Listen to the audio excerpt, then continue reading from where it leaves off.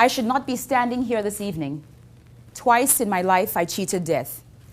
The first time, when I was attacked by a crazy orangutan in a Cameroonian zoo. The second time in Virginia, when I crashed my car into the entrance of a tunnel. Now, there was this other time in Lake Naivasha, Kenya, when my friends and I were chased by a very hungry hippo.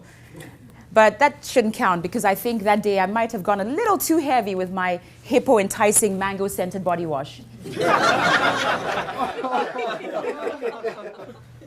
My near-death experiences could quite possibly have ended in tragedy.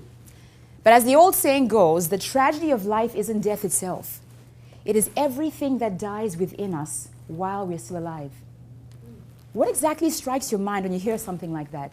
What do you think about? Well, years ago when I heard this saying, it really got me thinking. Was there something still within me dying to be more fully expressed? Was something holding me back from my best life? In other words, was I truly living my life above the covers? A life above the covers? Well, what in the world am I referring to? Well, I'm certainly not talking about a life that's covered and unexpressed. A life under the covers.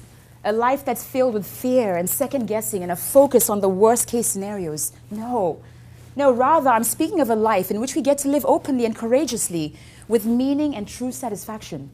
One in which we get to charge forward in the face of our fears to make the most of who we are and what we can become on this somewhat brief yet ever-changing journey through life.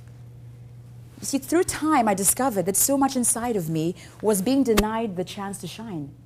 My fears were limiting me and stifling my growth and human potential. I had been trying to keep up with the Joneses for fear of not fitting in. I stayed in an unhealthy job situation, somewhat toxic, a career that was dead end for fear that no one else out there would find my value and true professional worth.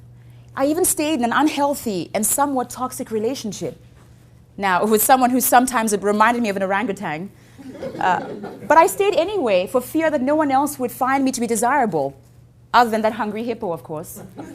So here I was, literally living my life under the covers, and I didn't even know it, until an unforgettable day when the course of my life's path took a dramatic turn.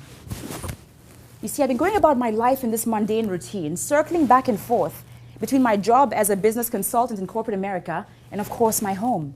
Then living for the weekends, all the while dreading those encroaching Monday mornings. And then back to the daily grind. Day after day after day, this cycle continued until that unforgettable day. I got a phone call from my older brother, Edwin. Sylvia, I need you to hurry back home quickly. Take the first possible flight. Edwin, what in the world have you done this time? No, Sylvia, Daddy's in the hospital. The doctors don't think he'll make it more than a couple of days. His kidneys are failing rapidly. I had many days of reflection after my father died. I could not believe that somebody so close to me had been zapped away so suddenly. He was supposed to live forever, wasn't he? I had many more days after my father's funeral to think about exactly what I was doing with my life. And then it dawned on me that I'd been spending my days chasing after achievement, after materialism, and after accolades. Well, was that fulfilling? Because if it was, why then did I still feel somewhat empty? Was there more to my life, I asked myself. Should I be using my life in a different way? You know, it was after Daddy died that I realized the need to move my life in a more meaningful direction. Now, in order to do that, I had to become fearless. I had to. But where was I going to find this fearlessness, this strength to get up and make a better life for myself? Well, after a bit of thought, it became very clear to me that this fearlessness had always been within me. My orangutan attack, my car crash moment, were simply examples in my life of where I found fearlessness. Yes, I may have been attacked by a monkey, but fearlessly, I continue to explore the wilderness. Yes, I may have crashed my car, but fearlessly, I continue to drive. Years ago, I left my job in corporate America and the comforts of a good, stable income to begin my true path towards a more meaningful journey as a life coach.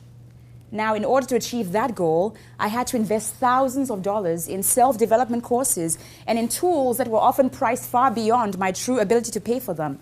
But I invested anyway. And with my credit card debts mounting and mounting and mounting, I continued forward on that path, believing trusting that someday I would soon get there. Someday.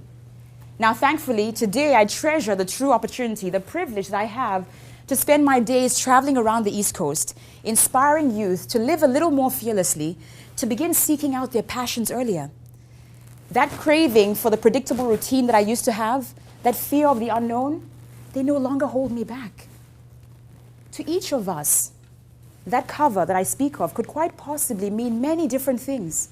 What I now know for sure, though, is that if we allow those covers to cloak our lives, we may find ourselves experiencing less and less fulfillment. And so, no matter what those covers are, it really all boils down to fear. It really does. It all boils down to fear. And so I have chosen courage as my weapon of choice in helping me kick off my covers. Because with less fear in my life, I love and trust more freely. I do. I give of myself more generously, and I chase after what I want more courageously.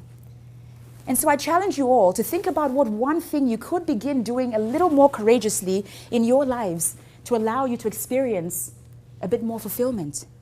Folks, this is important that we do this from time to time because at the end of all of our lives, at the end of all of our lives, we will lie stiffly with a cover draped over us.